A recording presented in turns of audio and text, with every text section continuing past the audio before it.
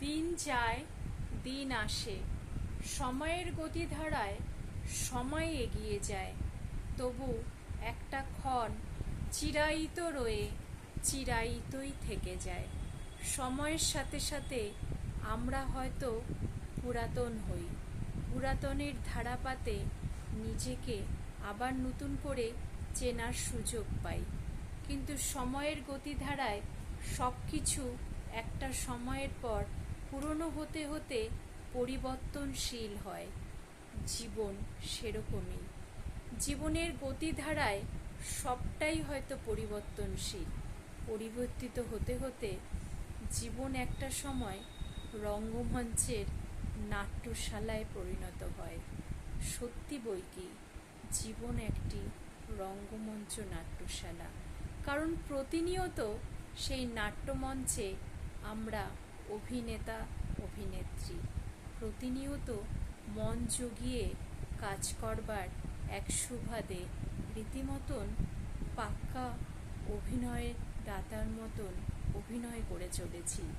সময়ের গতিধারায় সময় পরিবর্তনশীল হয়ে সময় পরিবর্তিত হয়, মানুষ চেনার সুযোগ করে দেয়। নিজেদের কিছুটা বদলানোর চেষ্টা করলেও বদলাতে পারি হয়তো, কিন্তু কিছুটা সুবিধাভোগী মানুষদের জন্য নিজেদের হয়তো কিছুটা আড়াল করবারও প্রচেষ্টা রাখি। সময়ের গতিধারায় সময় এগোতে থাকে।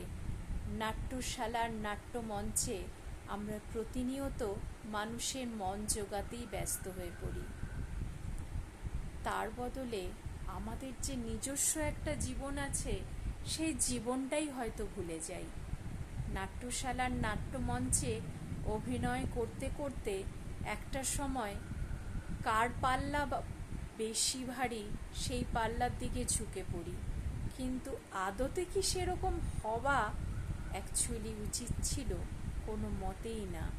জীবন জীবনের মতন গতি পরিবর্তন করে ঠিকই, কিন্তু জীবনের নাট্যশালার মঞ্চে কখনো নিজেকে বিকিয়ে দিতে নেই। জীবন তোমাকে পরীক্ষা নেয়।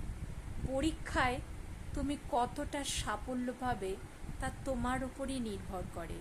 কে তোমাকে তোয়াক্কা করলো, কে মান্যতা দিল, সেই ভাব রাখার দায় তোমার নেই। জীবন জীবনের মতন করে এগিয়ে যায়।